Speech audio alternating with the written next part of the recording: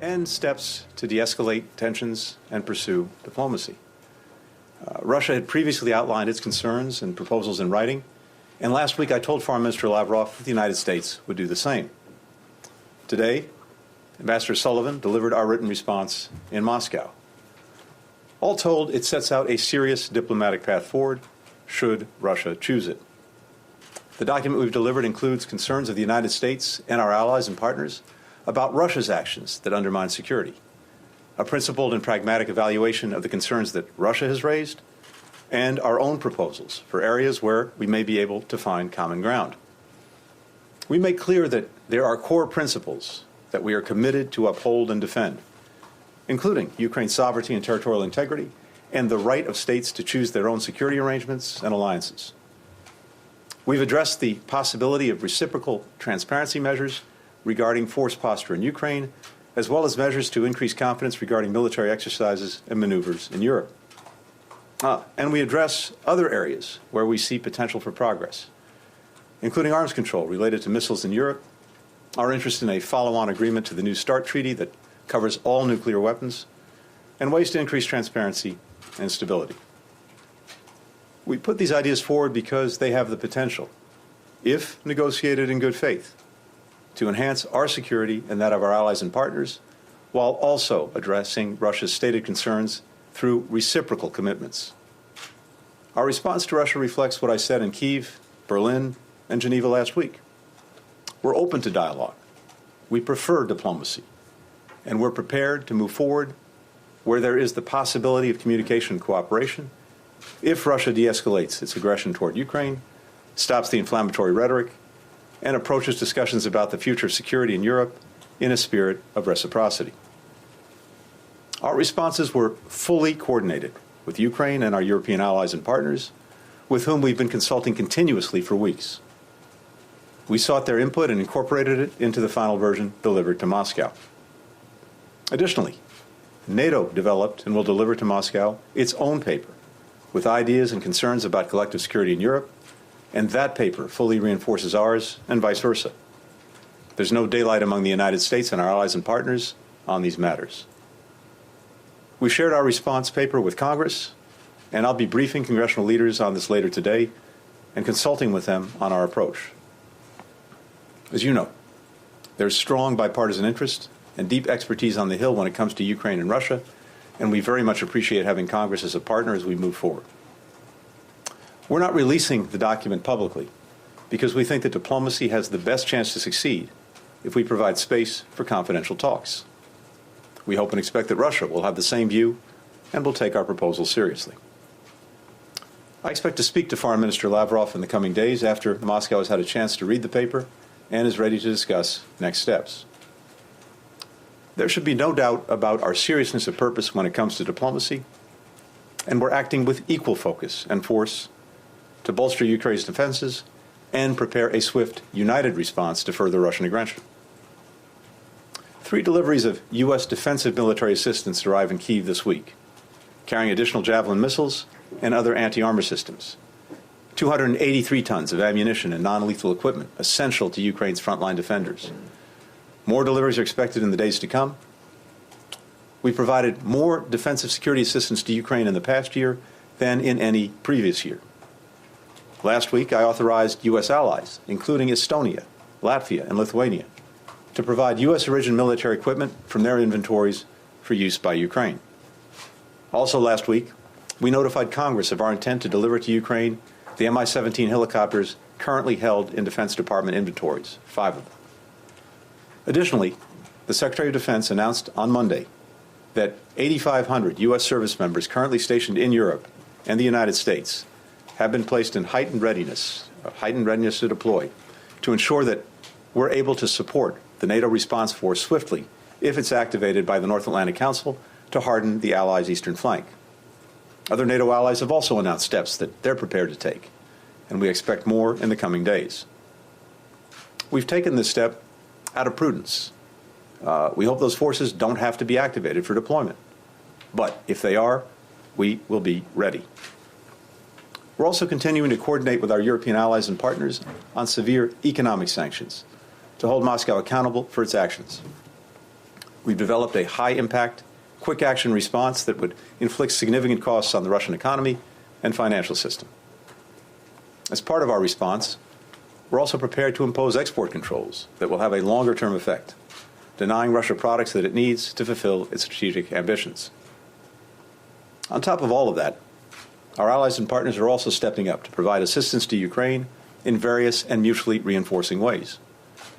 As we've done many times before, the alliance and individual allies are coming together to support our partners and to defend what should be inviolable principles that have helped provide unprecedented security, stability, and prosperity for decades in Europe and around the world.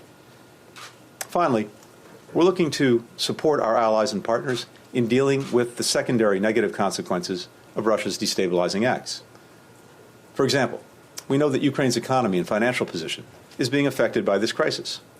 And just as we're bolstering Ukraine's security, so too are we looking for how we can support its economy beyond the significant assistance we're already provided. Our European allies and partners are doing so as well. And that's another matter that I'll have an opportunity to discuss with Congress later this afternoon. As we're taking steps to ensure that the global energy supply isn't disrupted, that too is an important focus. Should Russia choose to weaponize its natural gas by cutting supply to Europe even more than it's already done? We're in discussions with governments and major producers around the world about surging their capacity. We're engaged in detailed conversations with our allies and partners about coordinating our response, including how best to deploy their existing energy stockpiles. All this effort is aimed at mitigating price shocks and ensuring that people in the United States, Europe, and around the world have the energy they need, no matter what Russia decides to do. All told, our actions over the past week have sharpened the choice facing Russia now. We've laid out a diplomatic path. We've lined up steep consequences should Russia choose further aggression. We've stepped forward with more support for Ukraine's security and economy.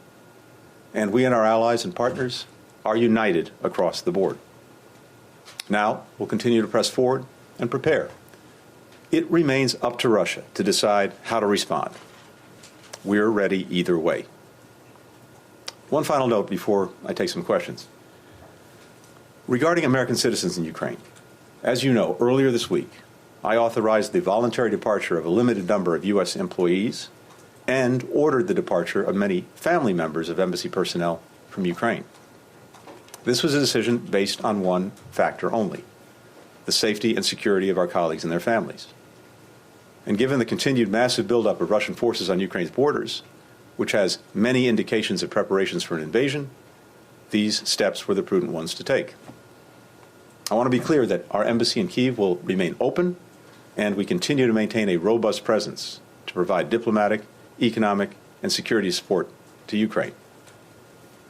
The State Department has also issued an updated travel advisory due to the potential for security conditions to deteriorate rapidly and without warning if Russia invades or commits other destabilizing actions inside Ukraine.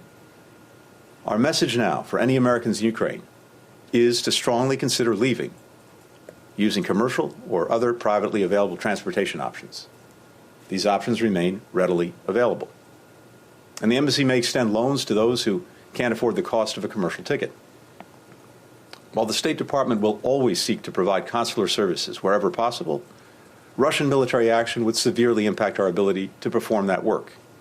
And if Russia invades, civilians, including Americans still in Ukraine, could be caught in a conflict zone between combatant forces. The U.S. government may not be in a position to aid individuals in these circumstances.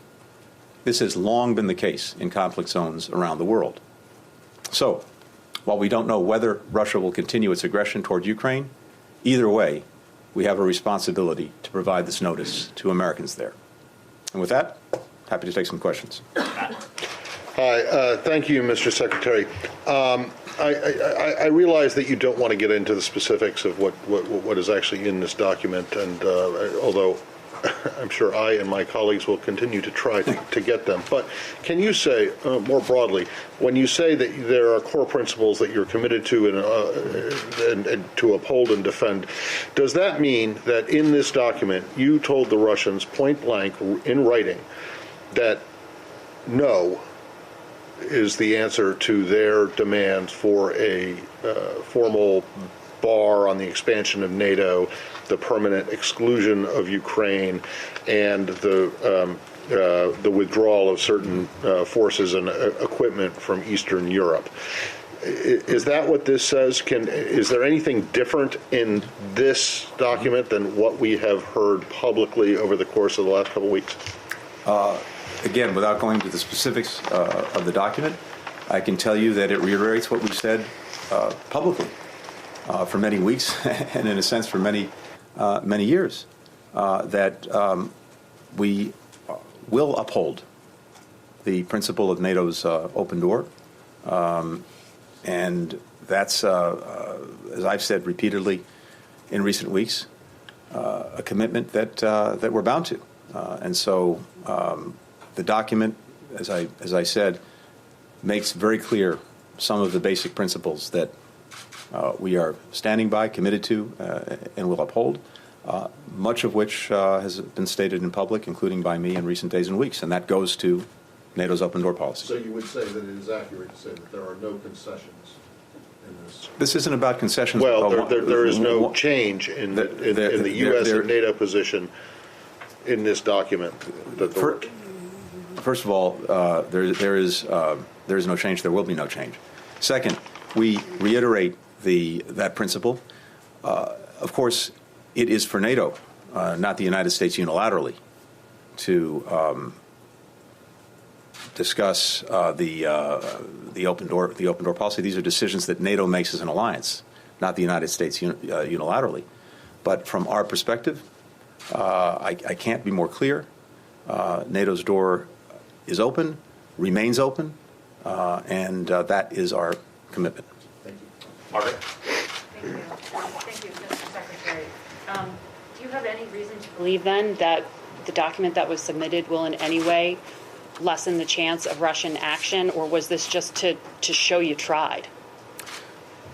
Margaret, what we do in this document, besides laying out our core principles, besides sharing our concerns, the concerns of allies and partners, about things that Russia is doing that we believe undermine security and stability, we also do lay out areas where we believe that together we could actually advance security for everyone, including for Russia, based on some of its stated concerns, as well, of course, as for us and for a number of areas, again, based on what Russia has said, that I think would make a difference if done on a reciprocal basis and approached in good faith. So, for example, as we've said, the placement of offensive missile systems in Ukraine, military exercises and maneuvers in Europe, potential arms control measures, greater transparency,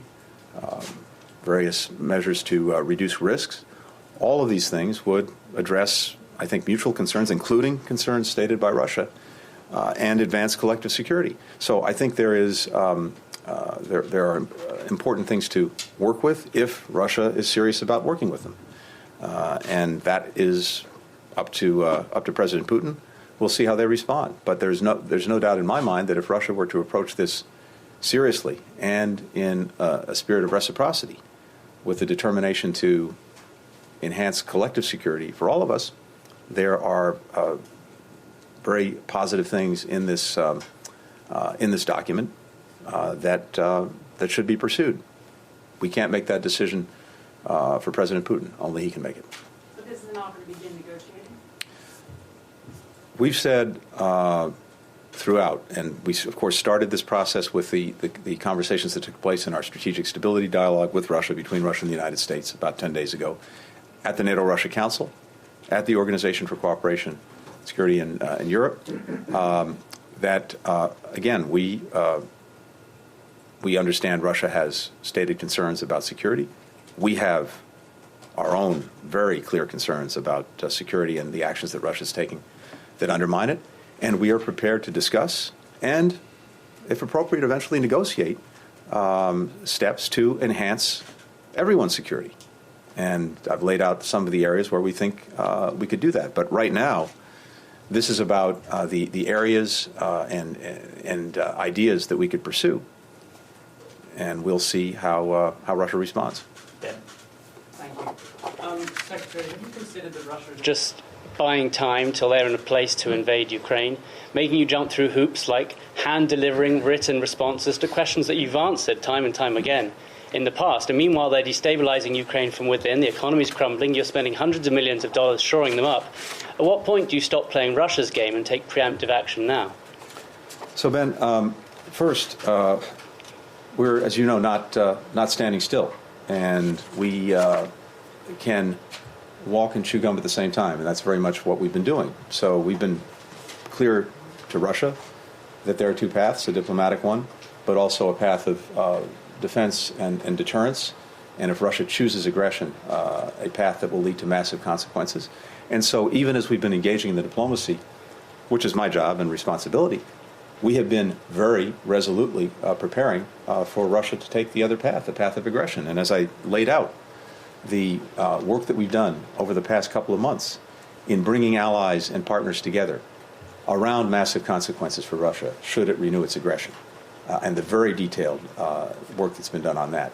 But they're being aggressive let me finish, now. if I may, please, and then come back to you. The shoring up in very significant ways of our support for Ukraine, including the defensive military support, the drawdown that the President issued in December, which is now being delivered to Ukraine, the additional steps to make sure that defensive military assistance was being made available to Ukraine, including the authorizations that I signed a week ago to allow other countries that have U.S. origin military equipment to share it with Ukraine. The work we're doing to bolster Ukraine's economy, the work we're doing to shore up Europe on energy if there are disruptions as a result of conflict. And, of course, the orders that the President gave, the Secretary of Defense gave earlier this week to make sure that we are fully prepared on a moment's notice to reinforce NATO's eastern flank in the event of renewed Russian aggression. All of those things have been happening very deliberately and effectively over the last many weeks. So these two paths and the approach that we've taken, these are mutually reinforcing. The work that we're doing on defense, on deterrence, bringing allies and partners together, I think reinforces our diplomacy. And at the same time, it's very important that we pursue the diplomacy, whether or not, you may well be right, that Russia is not serious about this at all. But we have an obligation to test that proposition, to pursue the diplomatic path, to leave no diplomatic stone unturned, because for sure, it's far preferable to resolve these differences peacefully, consistent with our principles, than it would be to have renewed aggression, renewed conflict, and everything that will follow from that. But the point is, we're prepared either way. Mark. Hello, Mr. Secretary. I just want to ask you a little bit about the unified approach with Europe. Mm-hmm. What do you make of Germany's stance, for example? They ruled out sending lethal weapons to Ukraine. They prevented Estonia from delivering arms. And today, there was news out that they're sending helmets to Ukraine. A delivery Kyiv mayor said was a joke. Would you say that you're happy or satisfied with Germany sending helmets to Ukraine instead of arms shipments? And if I may just ask about President's comments yesterday, he said that he would consider sanctioning Putin personally if he decides to invade. How advanced are these plans? And then again, going back to unity with Europe, has the United States discussed this with Europe, and are they on board? Thank you. First, let me say as a general matter, and I at the risk of patting ourselves on the shoulder, I have to say I was struck when I spoke to the Foreign Affairs Council of the European Union a couple of days ago, that partner after partner, this was in the EU context, but I've heard the same thing at NATO, referenced and the word that was used was unprecedented coordination and consultation with allies and partners on this issue and on this challenge. And one result of that unprecedented coordination and consultation is, as I see it, very strong solidarity in terms of the consequences that will befall Russia if it renews aggression against Ukraine. And that is across the board. And that includes Germany. And I was just in Germany, as you know very well, meeting with Chancellor Scholz and spending a lot of time with my German counterpart, Foreign Minister Baerbock. And as I said before, I'm absolutely confident in German solidarity in being together with us and other allies and partners in confronting renewed Russian aggression against Ukraine. Now, look, different countries have different authorities. They have different capabilities. They have different areas of expertise. And we're bringing all of those to bear, but doing it in a way that is complementary. And it speaks to the shared commitment that we have to defend Ukraine's territorial integrity, its sovereignty, and its independence. When it comes to sanctions, I think, as you heard the President say, everything is on the table. I can tell you this. The steps that we will take together, swiftly, will go directly to things that President Putin cares deeply about, including Russia's ability to engage economically and financially, including its ability to develop technology for the sectors that it cares most about, like defense, like high tech. And as the President said, everything is on the table, and I'll leave it at that. Take a final question from Kelly. Senator, I was just wondering if this document should be considered a proposal from President Biden to President Putin, and if you can also shine a little bit of light on President Biden's role in crafting this message. Sure. Kelly, again, the document that we've shared with Russia today does a few things. First and foremost, it states very clearly the principles that we're committed to and that we will defend one way or the other. Second, it lays out our own concerns and allied concerns about actions that Russia has taken, is taking, not just with regard to Ukraine, but more broadly in the European theater that we believe undermine security. Third, it addresses concerns that Russia raised in the document that it provided to us a couple of weeks ago. And finally, it suggests areas where, based on reciprocity, we believe we could advance our collective security, again, in ways that address our concerns and in ways that address some of Russia's concerns. That's what this does. It's not a formal negotiating document. It's not explicit proposals. It lays out the areas and some ideas of how we can together, if they're serious, advance collective security. President Biden was intimately involved in this document. We've reviewed it with him repeatedly over the last weeks, just as we were getting, as you know, comment, input, ideas from allies and partners. It was vital that we work on this document, even though it goes to bilateral matters, and what NATO is providing presumably goes to the some broader issues that involve NATO and Russia.